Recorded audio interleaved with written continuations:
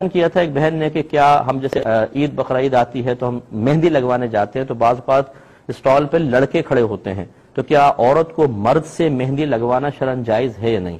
چوڑی پہنانے کا مسئلہ بھی اس میں شامل کر لیں کہ مرد سے چوڑی پہننا عورت کا جائز ہے کہ نہیں۔ یاد رکھیں یہ دونوں چیزیں سخت ناجائز ہیں، بالکل ناجائز ہیں۔ آج ہر جگہ آپ چلے جائیں مارکیٹوں میں عورتیں بھی بیٹھی ہوئی ہیں، خواتین سے ہی مہندی لگوائیں اور خواتین سے ہی چوڑی پہنیں۔ اگر غیر مرد سے پہنیں گی تو جب وہ ٹچ کرے گا، یہ کوئی ایسی ضرورت نہیں ہے مہندی لگانا اور چوڑی جس کو ہم ضرورت کے تحت لے کر آئیں، یہ زینت میں آتا ہے۔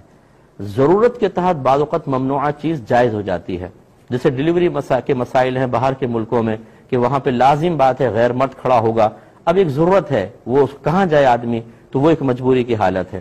لیکن جو چیز ضرورت نہ ہو، ضرورت کا مطلب اس کے بغیر آرام سے گزارا ہو سکتے، کوئی حرج نہیں ہے، تو یہاں پر بالکل کوئی ضرورت نہیں ہے۔ تو صرف منفعت کے لیے، ایک فائدہ حاصل کرنے کے لیے، زینت کے لیے غیر مرد کے ہاتھ میں ہاتھ دینا یہ شرعاً جائز نہیں ہوگا، اس سے اجتناب کی۔ اچھا مجھ سے ایک سوال اور بھی آیا تھا کہ عید الفطر یا عید الاضحیٰ کے دن کسی کے یہاں جا کے تعزیت کرنا، کیا اس کی اجازت ہے؟ یہ تعزیت کی بالکل اجازت نہیں ہوتی، کیونکہ نبی کریم صلی اللہ علیہ وسلم نے 3 دن تک تعزیت کا حکم دیا، اس کے بعد نہیں، کیونکہ یہ غم تازہ کرنا ہو جاتا ہے اور یہ مناسب نہیں۔ لیکن اگر کسی کا انتقال ہوا ہے تو اس نیت سے ملنے کے لیے جانا کہ وہ غم میں ہوں گے، ان کا غم ہلکا ہو جائے گا، اس میں حرج نہیں ہے۔ جی ہاں، دلجوئی کے لیے جانا۔ اور یہ بھی شرعی مسئلہ ہے کہ نبی کریم نے ارشاد فرمایا کوئی کسی کی موت پر 3 دن سے زیادہ سوگ نہ منائے، صرف عورت اپنے شوہر کی وفات پر 4 ماہ 10 دن سوگ بنائے۔ سوگ کا مطلب ہوتا ہے اظہار غم، احساس غم علیحدہ ہے، اظہار غم علیحدہ ہے۔ غم تو ہوتا ہے پیارے کے جانے کا، لیکن اظہار غم نہیں ہونا چاہیے، جس کی علامت یہ ہے کہ ہم نئے کپڑے نہیں پہنیں گے، میک اپ نہیں کریں گے، گھر میں کھانا نہیں بنے گا، یہ گناہ ہے۔ یاد رکھیں، یہ میرے بھائی بہن ذرا غور سے سماعت فرما لیں، یہ گناہ ہے۔ آپ نئے کپڑے پہنیں، آپ اچھا کھائیں پیئیں، کوئی مسئلہ نہیں ہے، احساس غم اپنی جگہ پر ہے، لیکن اگر آپ اس وجہ سے نہیں پہنیں گے کہ نہیں یہ لوگ کیا کہیں گے اور ہم اظہار غم کریں، یہ پھر گناہ کے اندر چلا جائے گا۔ دوسرے انہوں نے پوچھا کہ یہ دلہن جو ہے وہ دبئی سے فرض کر لیں کہ جدہ آئے گی اور وہاں پر پھر ہم دوبارہ تجدید نکاح کر لیں، اور پھر کیا وہ عمرہ کرے گی یا نہیں کرے گی، یا کرنا چاہے وغیرہ۔ دیکھیں مسئلہ یہ ہے کہ یہ دیکھ لیجئے کہ دبئی اور جدہ کے درمیان اگر میقات آتی ہے تو لازم سی بات ہے کہ پھر لڑکی حالت احرام میں ہی آگے جا سکتی ہے۔ اگر احرام نہیں باندھے گی حج کا یا عمرے کا تو اس پر دم لازم ہو جائے گا، تو لہٰذا یہ جدہ آئے احرام باندھ کر اور پھر وہاں سے جا کر وہ عمرہ کرے، یہ ٹھیک ہے۔ اور اگر بیچ میں میقات نہ ہو، فرض کر لیں یا پھر دوسرا اس کا مکے جانے کا ارادہ ہی نہ ہو، صرف جدے میں اپنے کو کام پیدا کر لے، تو پھر یہ دبئی سے جدہ بغیر احرام کے جا سکتی ہیں، کیونکہ میقات کو جب انسان کراس کرتا ہے اور ارادہ یہ ہو کہ میں مکے میں جاؤں گا تو احرام کی پابندی لازم ہے۔ لیکن اگر ایسا نہیں ہے بلکہ حدود حرم سے باہر کہیں جانے کا ارادہ ہو، جیسے یہ جدہ حدود حرم سے باہر ہے، ڈائریکٹ مکے جانے کا ارادہ نہ ہو، تو پھر میقات سے چاہے گزریں احرام کی پابندی لازم نہیں ہوتی۔ تو یہ اگر بچی اسی طرح کر لے کہ فرض کر لے کہ جدہ میں کوئی کام ہے، جیسے آپ نکاح کا کہہ رہے ہیں، پھر جدہ میں نکاح کرنا ہے، بس آگے کا ارادہ کچھ بھی نہ کریں، تو بغیر احرام کی پابندی کے یہ جدہ پہنچ جائیں، پھر یہ نکاح وغیرہ کرنے کے بعد اب اگر چاہیں عمرہ کرنا تو وہاں سے پھر ارادہ کر کے احرام پہن کر مکہ آ جائیں اور عمرہ ادا کر لیا جائے۔ کہتی ہیں کہ اگر کوئی بہن مخصوص ایام میں ہوں تو حرمین شریفین میں فنائے مسجد کیا کہلائے گی؟ دیکھیں ایک ہوتا ہے مسجد کی 4 دیواری جس کے اندر داخل ہونے کے بعد انسان نماز ادا کرتا ہے، وہ ہے مسجد، اور ایک ہے اس مسجد کے باہر بہت بڑا فرش اور صحن جس میں لوگ بیٹھتے بھی ہیں، لیٹ بھی رہے ہوتے ہیں، آپ یہ دیکھیں نماز بھی پڑھ رہے ہوتے ہیں، وہ ہے فنائے مسجد۔ یعنی یوں سمجھ لیں کہ جس کو سجدے کے لیے مخصوص کر دیا گیا ہو اور کوئی کام اس سے نہیں لیتے تو وہ مسجد ہے، اور مسجد کی دیواروں سے متصل یا مسجد سے ہی متصل کچھ ایسا حصہ جس سے نماز کا کام بھی لیتے ہیں لیکن دیگر کام بھی اس سے مسجد کی ضروریات پوری کی جا رہی ہوتی ہیں، وہ ہے فنائے مسجد۔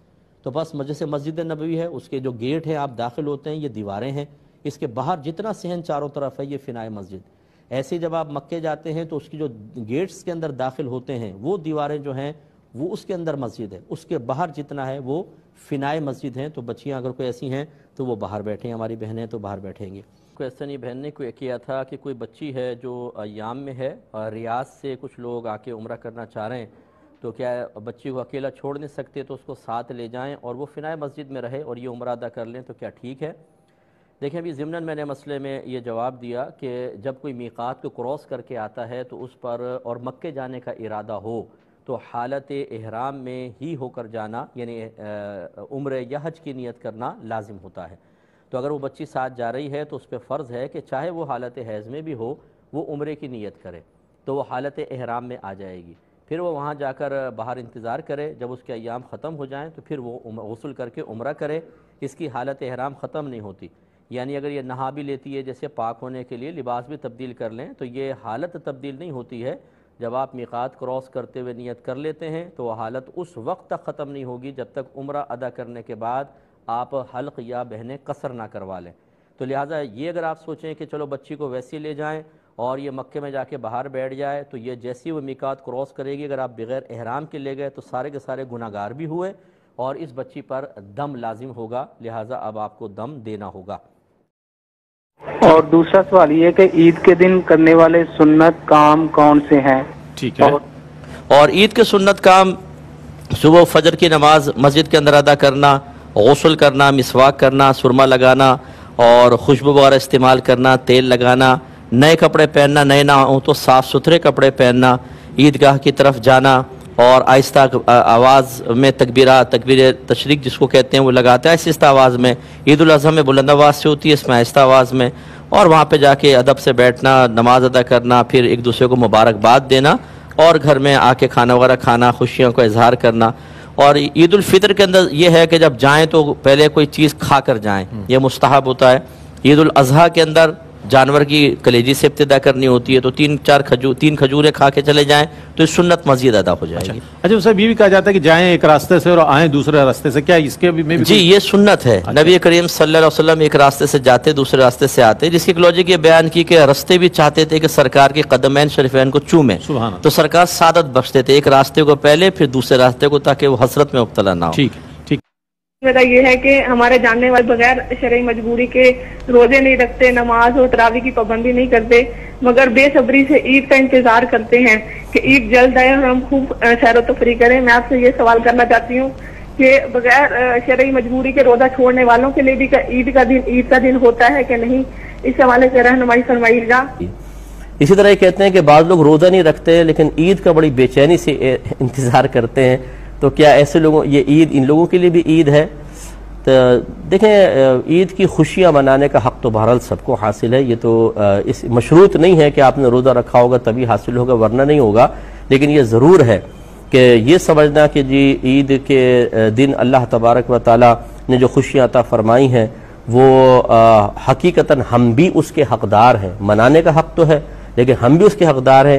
میرے خیال میں یہ مناسب نہیں ہوگا, کیونکہ جو عبادت کرے گا, جو ڈیوٹی پوری کرتا ہے, اسی کو تنخواہ ملتی ہے, سیلری اس کو ملتی ہے, بونس اس کو ملتا ہے. ایسے لوگوں کو کیا ملنا چاہیے؟ تو اس لیے یہ قطعاً غیر مناسب چیز ہے, اس پہ توبہ کریں.